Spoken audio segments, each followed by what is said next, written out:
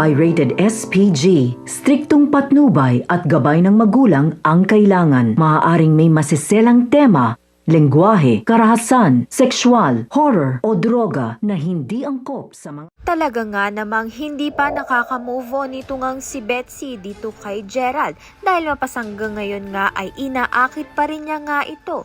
Subalit mabuti na nga lang ay mas mahal na nga ni Gerald itong si Gina at nakinig nga itong si Gerald sa payo ng kanyang kaibigan na kahit ano pang ang pangaakit ang gawin sa kanya nito ni Betsy ay wag nga siyang kakagat. Sa kabilang banda naman nga makikiosyoso na nga itong si Betsy sa business nga nito ni Robert na supermarket. Subalit magkakagulo nga ang lahat dahil may pagnanakaw nga ang mangyayari. At ito ngang si Betsy ang ituturo ni Gina. Nagalit naman nga itong si Robert dahil si Betsy nga ang itinurong magnanakaw ni Gina.